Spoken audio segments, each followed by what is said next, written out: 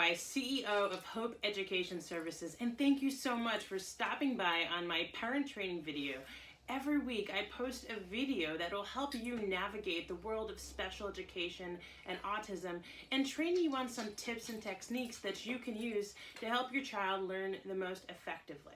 So tonight, the question I got was inspired by a parent who sent it in, and that is, should I encourage or discourage my child from engaging in vocal stereotypy? Now, if you're watching this video and you don't know what stereotypy is, what it is those sounds that kids make that are really not communicative. They don't have communicative intent. So, for example, babbling is a form of stereotypy, or a kid who whistles, or even scripting is a form of vocal stereotypy when a child is just repeating words that don't make sense out of context over and over. Other times kids will make sounds from their throat, like they'll make like those kind of sounds. I made that sound because that's a specific one we're going to talk about. Or, you know, they're making different voice sounds. They're maybe moving their lips around. Anytime kids are just repeating sounds over and over without another person even being there, without it really meaning anything. So here's the thing. Whenever children go through the natural process of learning language, even if they learn language much later, they actually repeat all the steps that infants do. So if a child's 3 or 4 and they're receiving ABA and they're starting to talk for the first time, you know, if they're diagnosed with autism, let's say, and they're starting to talk for the first time, they may naturally start increasing in vocal stereotypy. They're exploring their lips, their sounds, their voices, their tongues, their muscles, and it actually can be a really good thing.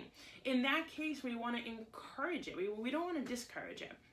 You want to encourage it as much as you possibly can because it's the prerequisites oftentimes to language. Now, there's times where it's not appropriate. It can be really interfering. For example, if a child's making really loud sounds like during a circle time in school, now then you might have to discourage it.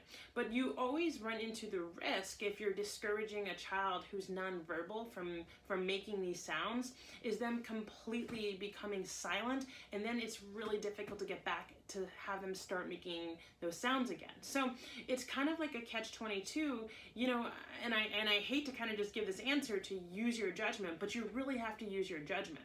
Now, when it comes to older children who are making different like nonsense sounds, if they have, for example, communication, they have language, and let's say they're swinging on the swings and they're enjoying it, and rather than saying, "Mom, I'm having so much fun," they're, you know, scripting something from SpongeBob that they heard that, or they're rescripting, you know, something from Peppa Pig, they're rescripting some sound or repeating something out of context. In that case, the best thing to do would be to redirect it and say, "Hey, listen, Joe," instead of saying that, say, "Wow, this is great," or say, "We," like redirect them to an appropriate, contextually appropriate something to say. Now, here is another situation to look at.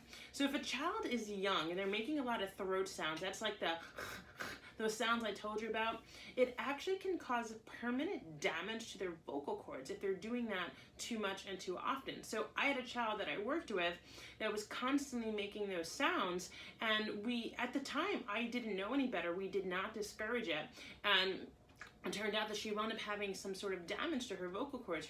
She wound up becoming verbal and she wound up learning to speak, but she had some sort of permanent like voice. Her voice was raspy, her voice didn't fully develop, and eventually it resolved itself, but it took a long time to heal her throat. So if you hear those throat sounds, you do want to redirect that or have a child to stop that. You want to, you know, remind them that that's not a good idea to do. You know, anytime you're redirecting stereotypy, and I did another video about this, not specifically vocal stereotypy, like this video, you really want to take into account the age of the child and really like what the child can know and understand. So stereotypy is very, very difficult to redirect because it's an internally driven process. Like the desire is innate within someone to engage in that stereotypy. So, you know, best times to redirect it, if you're going to do it, is for an older child who can understand and is aware of his or her behavior, who really can have some control over stopping it or giving a different response. And then really when it's interfering, if it's not interfering, you know, it's probably okay to let it go.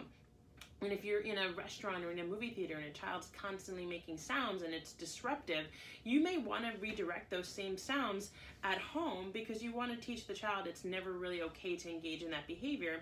But if it's something like a child is much younger, or if it's something that's kind of innocuous, that is not really a big distraction or really won't infringe upon their ability to participate in social situations, you may choose just to let them do it and just to leave it.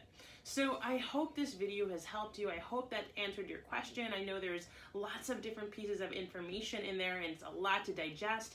If you still have any specific questions on this topic, or if there's an entirely different topic that you'd love to know about, I am happy to answer these questions. I'm so passionate about helping families just like you to really best know how to help their kids learn. I have about 10 years of experience now helping families affected by autism, and these video series, it's my giving back to this community that's just really touched my heart, and I'm so passionate about it. So if you have those questions, you can email me at jessica@jessicaleichtweisz.com. I post a video at least once a week, sometimes even more, onto this channel.